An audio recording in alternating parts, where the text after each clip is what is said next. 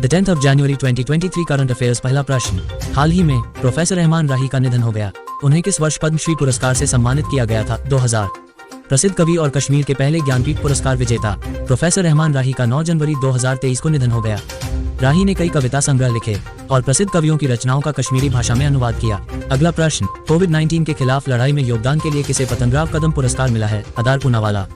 Vaccine निर्माता serum institute of India के CEO Adar Poonawalla को कोविड-19 के खिलाफ लड़ाई में योगदान देने के लिए पतंगराव कदम पुरस्कार से सम्मानित किया गया है। अगला प्रश्न, सानिया मिर्जा ने फरवरी 2023 में दुबई में WTA 1000 कार्यक्रम में पेशेवर टेनिस से संन्यास लेने की घोषणा की है। उन्होंने कितने ग्रैंड स्लैम युगल खिताब जीते हैं? 6। भारत की पूर्व युगल विश्व नंबर 1 चैंपियन सानिया मिर्जा ने घोषणा की है कि वह फरवरी में दुबई में WTA 1000 कार्यक्रम में पेशेवर टेनिस से संन्यास ले लेंगी।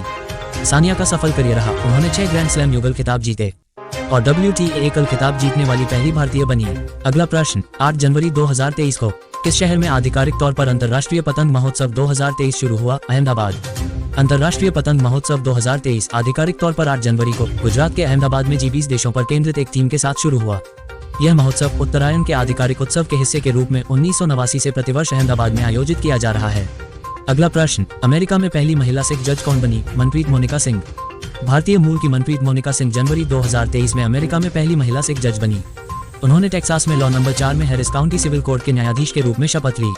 अगला प्रश्न, किसने अपनी नई पुस्तक revolutionaries the other story of how India वोन इट्स फ्रीडम का विमोचन किया? संजीव सान्याल।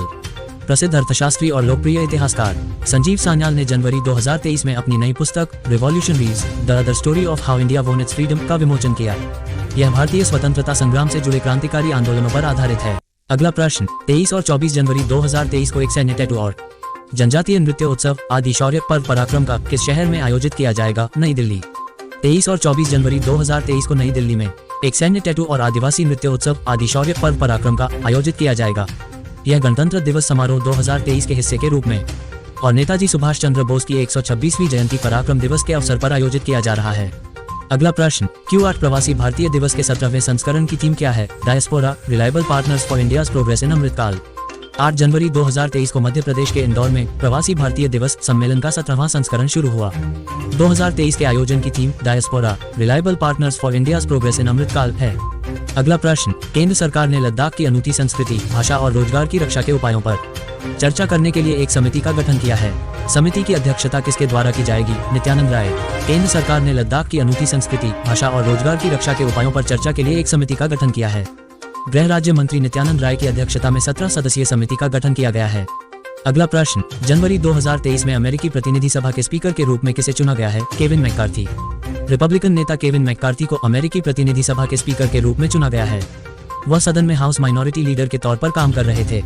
अमेरिका के बारे में, राजधानी वाशिंगटन DC, मुद्रा US डॉलर, राष्ट्रपति जो बाइडेन। आज के लिए इतना ही। कल फिर मिलेंगे नई खबरों के साथ। तब तक शेयर कमेंट करते रहिए। धन्यवाद।